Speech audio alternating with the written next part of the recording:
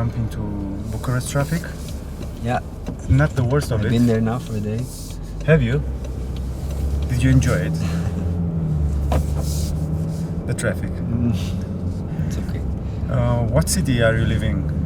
I live in Munich now, in Germany. In Munich. Yeah. The traffic is also buzzing during the day. Yeah. I live a little outside of Munich, and I actually take a train in the morning because it takes so long. So you go by train? Yes. To work, to design transportation vehicles. Yeah. Do you feel the It's the irony rush in hour. that? Yeah.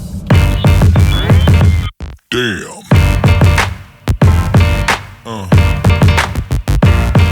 I was curious to talk with a serious world-class designer like you about the future of transportation and vehicle design, not necessarily cars. And we know you're famous for a few yachts, a bike or two, Yeah. a few trains. By working I'm in the design works, you say, part of BMW, and we get the opportunity to work on very different type of projects, as well as for the inside brands like BMW, Mini, Rolls-Royce. We have really a unique position to be able to work on so many different things. But It's nice. beyond BMW, I've seen some of your work in the field of subway trains. Yeah, we had worked quite a lot with the Siemens over the last years. The most recent was the Kuala Lumpur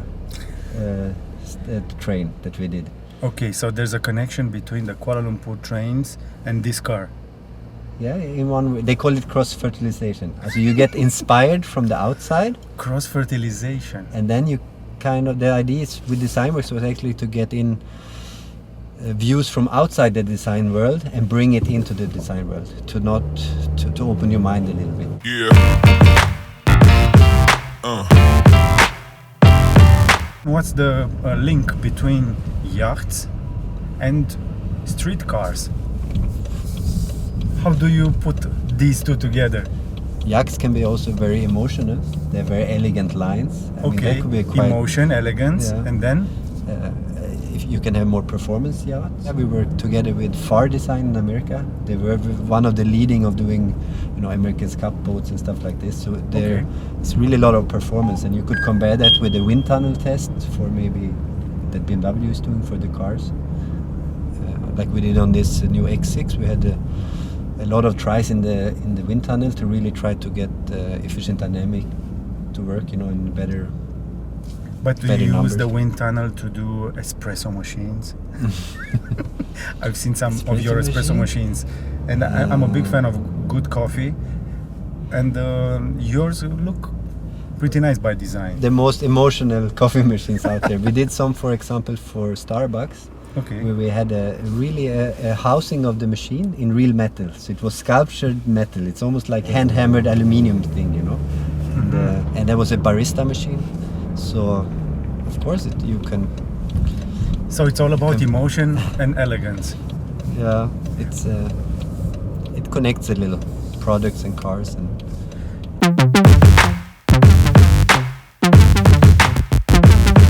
If it's all elegance and emotion, what about function? Because basically cars look pretty much the same for the last 50, 60, 80 years. Yeah, but I think you can almost turn it around. I think when everyone offers similar functions, what will really differentiate that you buy a special car? If a car has four wheels, drives similar. Of course, they don't drive similar, but then the design could make an emotional connection also that they will buy the car. And I think for really selling cars, if a car is really designed well, people will appreciate it and get attached to it, and it will do good. Beyond function. I think function at this level is so needed and so expected. You cannot cheat the function. You don't. If you would offer a car that doesn't have the function that they expect, it will not sell. So you need to get the function first. And of course, the nicest design is always when form and function are together. If you could design something aerodynamic, that you visually express aerodynamic at the same time. This is nice. Do you know this place? Yeah, I heard about it from my guide Alex. Have you heard about the craziness about it? Tell me again, short. In short, it's the second largest building in the world. Hmm? And also underground, I heard, or? There's a lot of it underground. What do you think about the design of it? Bombastic. Bombastic. Yeah. That's a new word. I never heard bombastic next to People's Palace.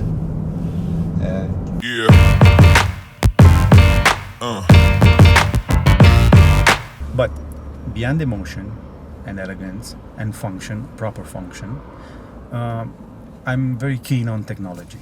Mhm. So okay, everybody got their technology pretty much there. So what's next? Self-driving cars, you know, it's all the way in the media, and It's something that it makes me very curious. and of course when everyone thinks about it, and then it might turn into reality also. I think in general, Google already way back, I think in one way they solved the problem of having this roof technology that actually scans the whole The environment. LiDAR. It calculates objects from all directions, so it actually has the information for everything around it. And when you have that, you can create a self-driving cars. It seems like the automotive industry is maybe doing smaller steps first. They say we don't do full self, we do maybe driving on the autobahn and a slower step. But On a larger scale, This- it's pretty fast. yeah, and I think maybe you will see self-driving cars maybe in areas like, say you would create a car that it's only self-driving when it's an accident approaching. So it's actually only self-driving when you're about to crash. So you create the car uncrashable. Uncrashable, like the i3 I just tested in CES in Vegas. So if it would be uncrashable, almost physically, imagine you could even change the design. You could have glass all around. Exactly. Because you cannot crash it. It will stop you from crashing it. Exactly. What about the Mercedes design, where you didn't have any windshield? If I don't have any windshield, what's the use of headlights? Yeah. Can you imagine a car without headlights? Because infrared cameras are way better than normal cameras for detecting obstacles and people. Yeah, and you know, but usually when the technology is changing things in the industry, it's very interesting. Also from a designer to be able to, when new technologies arrive, to design around this. It can be anything from maybe electrical car needs less infrastructure in the car. You have more space. It can be. It's all interesting for design. Because In terms of design, I think it's a huge challenge. So if you knew a car is uncrashable, you couldn't crash it, you don't need to drive it. What would you do different about it? yeah, then it's more like an elevator, you know. Then that. But I can see also that different brands, say BMW, they have a lot of passion in the joy of driving. Maybe the self-driving is adding skill to your skill set. So if you're a almost good race driver, it will give their extra. It's almost like a doping, you know. It will support you to be a better driver. So it will use the autonomy to really enhance your, or maybe make you drive safer or better. I mean, there's many ways of using the self-driving technologies. In that way. Compared to just make it just a moving block from A to B, you know, that you don't have to interact at all. So you're thinking of two sides of it. Yeah, I think it will One be. will enhance. I think the big cities have probably a need for both. There will be almost like an elevator moving around people, and you will still have the other way that has the freedom and the experience of driving yourself. It's the first time I ever talked to someone about a car as an elevator. It's an interesting idea. It's a huge concept to think about. Mm-hmm.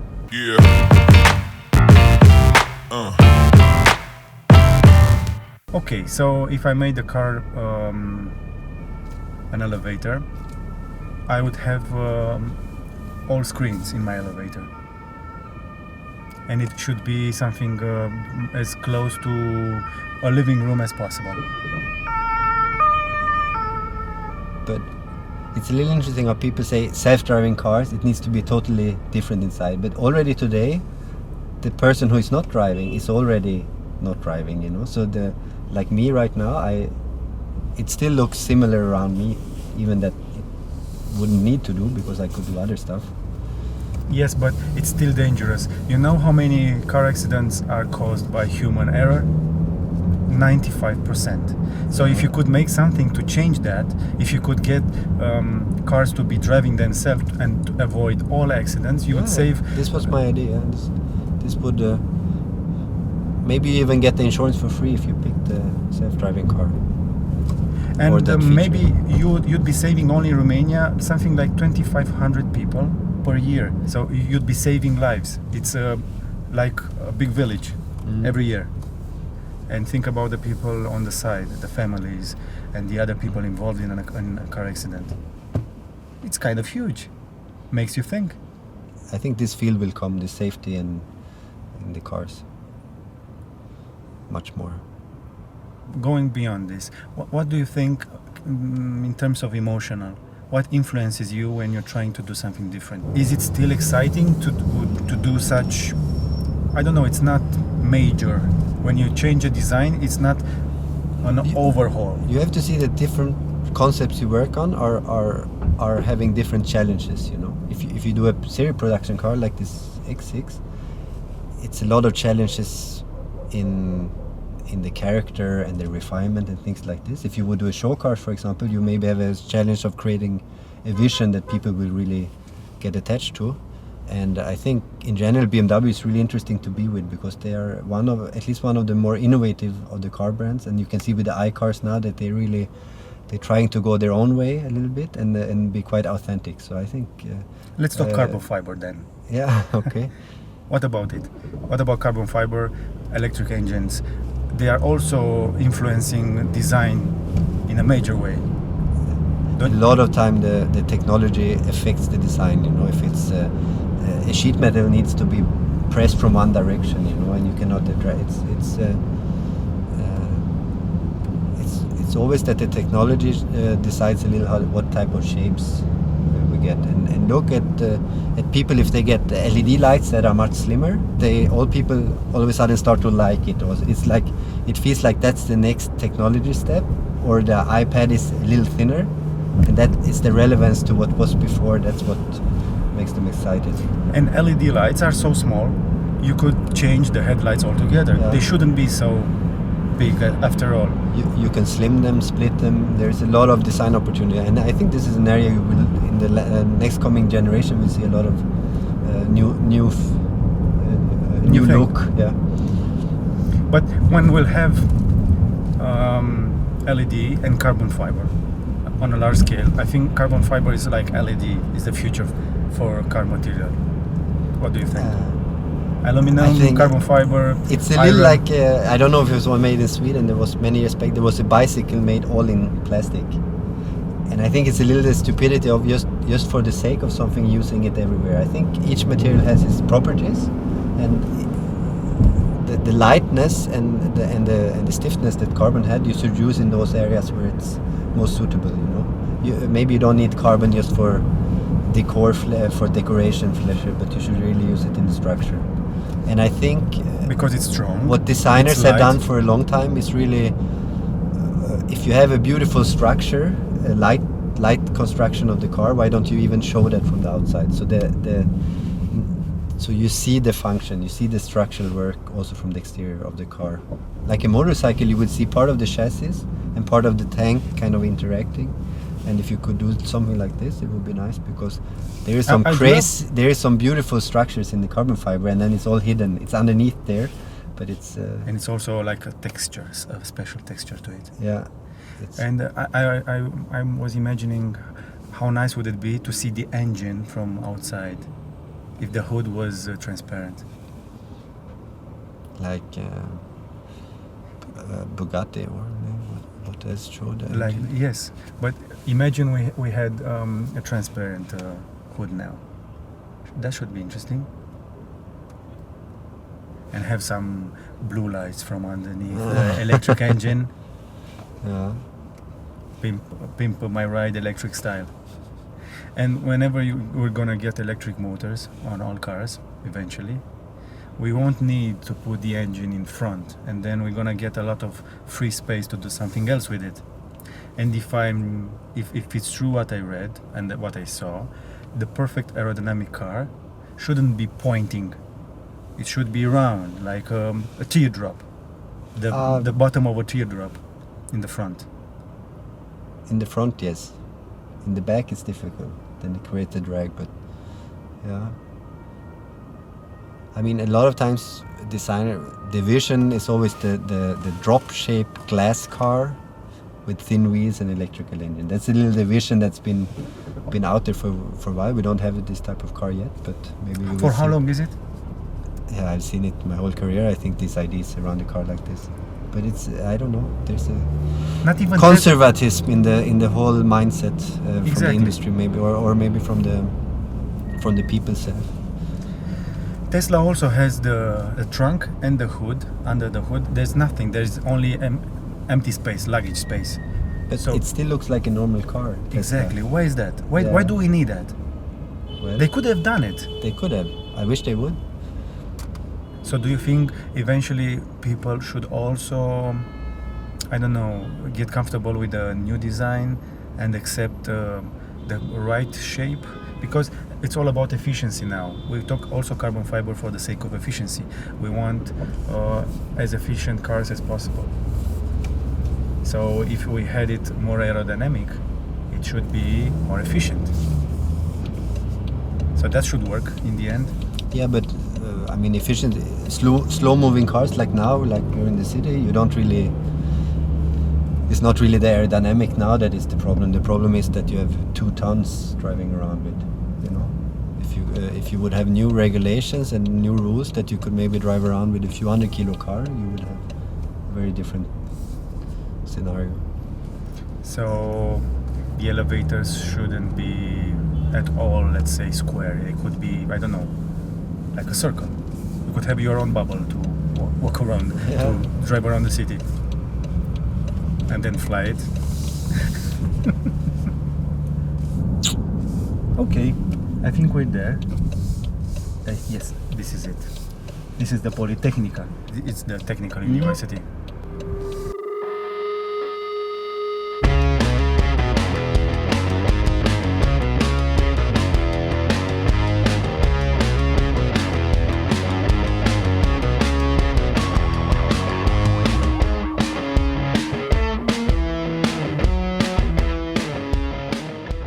My name is Tommy. I work by DesignWorks. It's a part of the BMW group, and I've been there for 12 years now. And DesignWorks itself is a part of the group, and we do half of the work for all different type of companies, and the other half we do for Mini, Rolls-Royce, and BMW.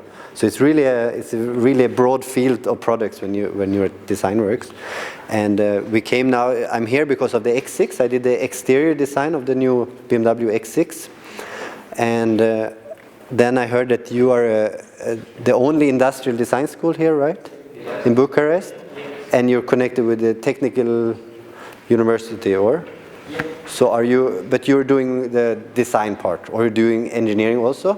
Or yes. Both of them? Yes. Romanian school teaches them to be good at everything. Yeah, but it's a little like in Sweden. The school is showing you all the stuff you can do, but you have to see what you really like and just go for that the full way. And the same goes with engineering, I think. I mean, there can be very different type of engineering. You can be more creative, or you can be more problem solving. And the same, the design is growing like crazy. You can really find your niche within design. You can be the super sketcher, or you can be maybe more understanding 3D, or how people use products. There's so many ways of approaching design. So, okay, we were talking earlier about the future car. Let me give you a challenge. A future car with no rules. There's no rules to it, and then you draw it, and then you explain why you did it. And it's a time challenge. You need to do it in 2 minutes? yeah, but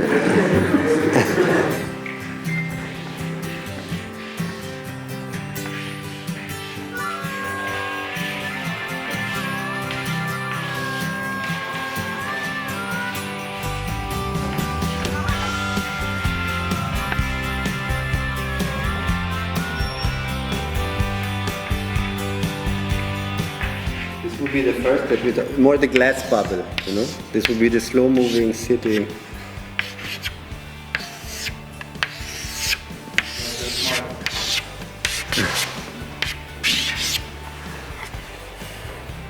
So a very compact car, self-driving, cannot crash, a lot of glass. Okay. Maybe. It's quite difficult with this. And now a very speedy version of it. We do a...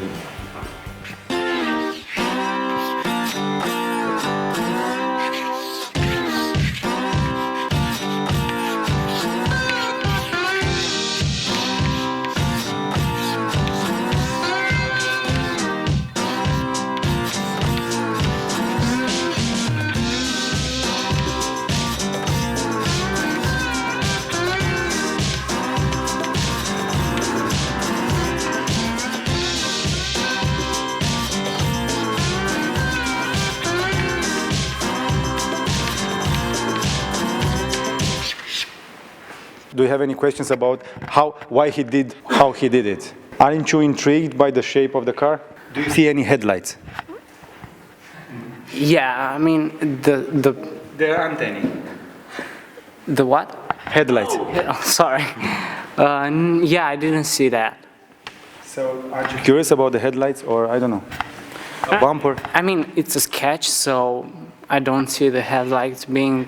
Tommy, has this car have any headlights? We said it doesn't need it, right? So it's a trick question. We were discussing in the car here, if new technology creates it maybe uncrashable or things, why do you really need the bumpers or the headlamps? You know, you could actually start reducing things, and in the end, it would be almost like a moving elevator. This was the discussion we were discussing on the way here. But Another question. Why is a city car not aerodynamic? I thought maybe in the city you can have a new type of cars that are very slow moving, so they can be built much lighter, maybe very thin, big wheels, and it would be very fuel efficient. I think maybe wheel engines then for this one. You will see with the car industry, you have the traditional more combustion engine and drivetrain and everything, and now even you see a lot of concept with electrical cars when you get a much more space inside, and you can start using that for your space around you and not just have a lot of technology in there.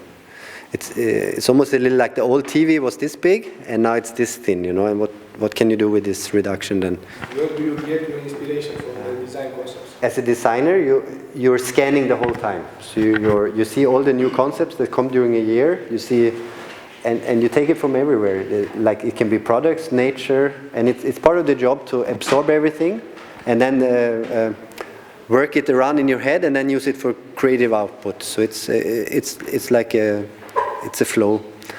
So try to, when you see things that inspires you, just remember it, and then you can use it later.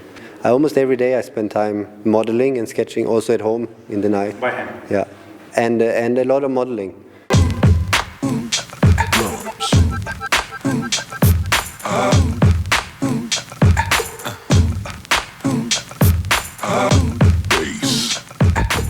So if you sketch on one side, you can flip it over and then you can correct the perspective from the back side. Or you can put paper on top and kind of do variations of your design. So I think sketching in general is a great tool because at the early stage it's the quickest, you know. You can have an idea on paper in a few seconds. In the middle stage it's quite artistic and you can sell an idea because it looks flashy. And in the end you can even use it like a little thinking in 3D. You can, if you need to solve things, you can use the sketching to see how it could be and then model it, you know, in 3D. Designer is a little bit the expert on the shape. So you can actually use your tools, the more advanced software, Yep. and you can optimize and use the knowledge from the specialist and put a shape on it. So it's. So you're focusing only on how it looks, not how it works. It's more you see how it works and you try to make a nice fit with how it works. You know. I started doing 3D modeling back in '96, and I've done it almost every day now for 25 years. In the Alias software. So usually in the car industry, they're so specialized they only do sketching. But if you do more product design or transportation design, you can also do the the 3D yourself. So a lot of the jots and the trains we did, I did the 3D for production. So I do the last surfaces. But with the car industry, it's different. Of course, then you have a specialist doing it. Okay. Thank you very much. Here, you can have it.